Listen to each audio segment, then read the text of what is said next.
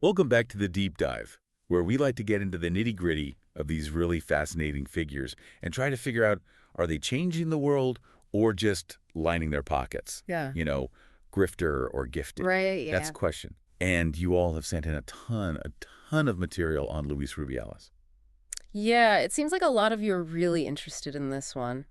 Yeah, and I can see why, because it's not an easy answer. It's not a simple Oh, no, no. grifter or This gifted. is very complex. Yeah, because we've got a guy here who went from football player to union boss to president of the Royal Spanish Football Federation. Yeah, impressive resume. On paper, it looks amazing, Yeah, right? very. But then you have that whole controversy surrounding the 2023 Women's World Cup, Yeah. the kiss with Jenni Hermoso. Yeah, that's where things took a turn. Things took a dark turn. Yeah. So let's unpack this whole thing. Let's start with his early days as a player. What kind of player was he? Well, Rubiales was a defender. He wasn't a big-name star or anything like that.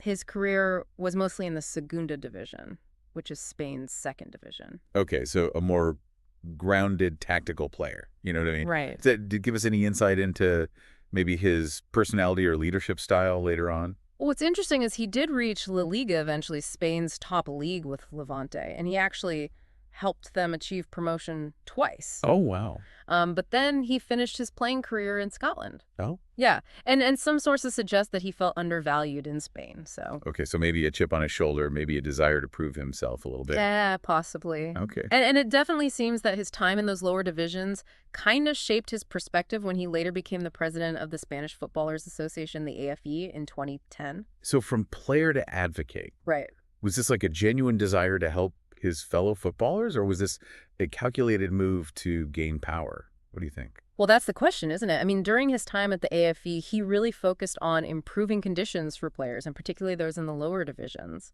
Okay, so maybe sticking up for the little guy? Yeah, the players who don't have the star power and the leverage that the Messis and the Ronaldos of the world have. Right. So some argue that this was, genuine concern stemming from his own experience. But others could see it as a very strategic way to build support, Right. for a future Yes, that's the other side of it. power grab. You could view it that way, yeah. It's tough to know. Yeah, it is. It's hard to separate the ambition from, altruism when you look at someone like Rubiales. Especially in a high-stakes world like, Yeah. professional sports, right? Oh, yeah, absolutely cutthroat. Okay, so he builds this reputation as a champion for the players, and then he sets his sights on the presidency of the RFEF, the Royal Spanish Football Federation, in 2018. Big jump. That's a huge step up. Yeah. What was the landscape like going into that election? Well, it was a contested election. Rubiales ran on a platform of modernization, bringing in more revenue and challenging what he saw as the overreach of La Liga and its president, Javier Tebas. Ooh. Tebas, another huge personality. Yeah. In Spanish football. And there was some friction between those two, wasn't there? Oh, tons. Okay. They clashed almost immediately over control and revenue sharing. Oh, really? Yeah, Tebas wanted to maximize profits for the top clubs, Right. whereas Rubiales, as RFEF president, was responsible for all levels of Spanish football, the national teams, the lower divisions. That's a tough balancing act. Yeah. To try and make everyone happy. It is, and it's really where their visions kind of clash. Yeah. Yeah. That's a classic power struggle Yeah. between, these two different factions of the football world in Spain. And this manifested in some pretty dramatic ways. Okay. I don't know if you remember Rubiales' attempt to move a La Liga game to Miami. A La Liga game in Miami. Yeah. Like, what was that about? Well, he announced this deal to play a Girona versus Barcelona game in Miami, Wow. arguing that it would, expand La Liga's global reach, but he did it without permission from La Liga itself. So he was just going to do it? They just went for it. Yeah. And Tebas saw it as a blatant power grab. It's kind of a big mess. It sounds like he was willing to ruffle some feathers, maybe even overstep boundaries to get what he wanted. Definitely. Is that the sign of a visionary, or is that the sign of someone who's a bit power hungry? It's a fine line. It is a fine line. And I think you could argue both sides. Yeah. But ultimately, the Miami game didn't happen. Okay. La Liga, the Players Union, even FIFA pushed back hard and said, no way. Okay, so he's shaking things up. He's making bold moves, but not always successfully. Right. So where does this leave us so far in terms of grifter or gifted? Well, I think up until this point, you could argue that Rubiales was a shrewd operator. Okay. maybe a bit ruthless, but ultimately focused on improving Spanish football. Right. However, the 2023 Women's World Cup is really where things took a sharp turn. Yeah, I think that's what everyone remembers about him is That's what he's known for, unfortunately. the kiss that overshadowed everything. Yeah, it was a huge Moment. Spain wins the World Cup. It's historic. Unforgettable. And then Yeah, so we're going to dive into that after a short break.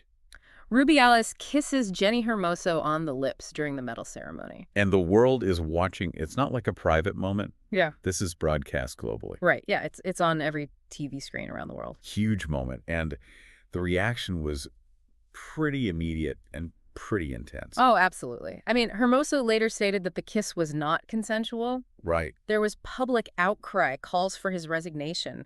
FIFA even suspends him from his duties. He's got the whole world against him, basically. Pretty much, yeah. It was a huge PR nightmare. And does he apologize? Does he step down? Not at first. No, he really dug in his heels. Oh, really? He claimed it was mutual, consensual. Heck. He even brought his daughters to a press conference Oh, wow. where he delivered this defiant speech, refusing to resign. Okay, so he's showing us something here about how he handles pressure and how he responds to criticism. Is this like strength and conviction, or is this stubbornness and a lack of accountability? What do you think? I mean, it's tough to say. I mean, on the one hand, he's been a fighter his entire career, coming up through the lower divisions, taking on powerful figures like Tebas. Right, right. So this defiance might just be part of his personality, but it also looks really bad. It does. I mean, the whole world is calling for him to step down, and Yeah. he's just doubling down. Yeah, and it's not a good look. And the optics are terrible. Yeah. He lost the support of the players. Even the men's team coach criticized him publicly. Oh, wow. His mother even staged a hunger strike in a church, claiming that he's innocent. Oh, my goodness. So it became this whole media circus. Wow, so a lot of drama, a lot of damage control. All that chaos. But eventually he does resign in September 2023, right? Yeah, he does, but the story doesn't end there. Oh, no, of course not. There are these investigations into alleged corruption during his time as RFEF president, specifically the Supercopa deal with Saudi Arabia. Big money involved in that deal, right? Oh, yeah, huge sums. I remember reading about this. And a big chunk of that money went to a commissionist named Gerard Piqué. Piqué, the former Barcelona star. What was he doing in the middle of all of this? Yeah, he helped broker the deal between the RFEF and Saudi Arabia. So he was like the middleman. Yeah, essentially. Okay. And Rubiales claims there was nothing improper about it, that all the money went to the Federation and not to him personally. But it definitely raises some questions, doesn't it? Oh, absolutely. About his judgment, Oh. about who he chooses to do business with, Yeah. about whether he was kind of blurring the lines between personal gain Right. and the good of Spanish football. It definitely does, and the investigation is ongoing. So we've got this really complicated picture emerging here. Yeah, it's messy. You've got Rubiales as the champion of players' rights, the modernizer, the guy who brought in all this money for the Federation. Right. But then you have the power struggles, the controversial decisions, the Hermoso incident, the allegations of corruption. It's very messy. It is. And it really forces us to ask some tough questions. Yeah. Was he truly a visionary leader who just made some mistakes? Or was his ambition always more about personal gain Right. than the good of the game? Was he using his position to enrich himself Yeah, and his allies? those are the questions. And where do we draw the line between a strong leader who's willing to take risks and someone who's maybe abusing their power Right. for personal gain? That's the million-dollar question, right? The crux of the whole grifter or gifted debate. It is. It is. And in this case, it's not an easy answer. It's rarely clear-cut. And in Rubiales' case, the jury is still out, literally, when it comes to legal investigations. Right. But even beyond the legal stuff, there's a question of legacy. Mm-hmm. What will people remember about Luis Rubiales? That's what we need to explore. How did Spanish football move on from the Rubiales era? Right. Did they address the underlying issues, or did they just swap one controversial figure for another? Oh, that's a good question. Yo. We are going to get into all of that. From the Rubiales era. He was replaced by Rafael Luzon in December 2023. And Luzon had some baggage of his own right. Didn't he have that prevarication conviction? Yeah, he did, yeah. Hmm. Essentially abusing his power as a public official. And it wasn't ancient history either. This conviction stemmed from his time as president of the Galician Football Federation. Oh, wow. Allegations of using federation funds for personal gain favoring certain clubs. It was a pretty big deal. So the guy replacing the guy who was accused of corruption was himself convicted of corruption. Yeah, Ironic, depressing. a little bit of both, I think. It definitely raises questions about whether anything really changed within the RFEF. Right. Remember, Luzon was heavily backed by those regional barons, Right. those powerful figures who hold a lot of sway within the federation. So the old guard protecting their own interest. Pretty much. So even with Rubiales gone, the system that allowed him to rise, the lack of transparency, the lack of accountability, that all stayed in place. It seems so. And to add to the drama, Luzon's conviction was still under appeal. So there was this uncertainty hanging over his presidency. The Spanish Sports Council was even considering changing the RFEF statutes to prevent anyone with a criminal conviction from holding the top job. Which you would think would have already been a rule. Yeah, you would think. Right. But it goes back to that question of power dynamics. Who benefits from a system where the rules are vague and personal connections and backroom deals can influence outcomes? Right. It's all about who you know. It really is. So did Luzon manage to hold on to power? He did, at least for the time being. But his election was highly contested. Salvador Gomar, his main opponent, ran on a platform of reform, trying to break the grip of those regional barons. So trying to actually change things. Exactly. And there's another twist to this. Okay. Gomar was backed by Rubiales. What? Yeah. The guy who resigned in disgrace is backing the candidate who wants to clean up the mess? It's strange, right? It's very strange. It shows how complex these power dynamics can be. Gomar, despite Rubiales' endorsement, was still positioning himself as the reformer. Whether he could have actually made those changes, we'll never know. Because the old guard won. Mm-hmm. Luzon became president. But even if Gomar had won, wouldn't we still be asking that same question? Is this person truly a reformer or just another ambitious figure looking out for themselves? That's the heart of it, isn't it? When it comes to these larger-than-life figures, these charismatic leaders, how can we tell the visionaries from the con artists? Right. Is it about their intentions going in?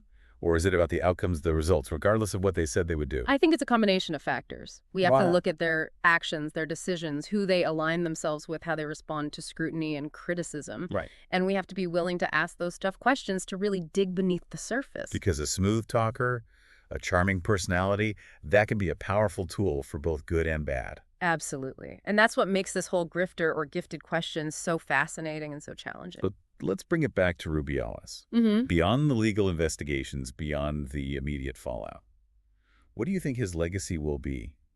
How will he be remembered? It's hard to say for sure. He achieved some positive things for Spanish football. There's no doubt about that modernization revenue, a World Cup victory for the women's team. Right. But all of that is now overshadowed by the controversy. The kiss, the allegations of corruption, the way he handled it all? Exactly. And it's a powerful lesson in itself. Reputation, legacy, it's a fragile thing.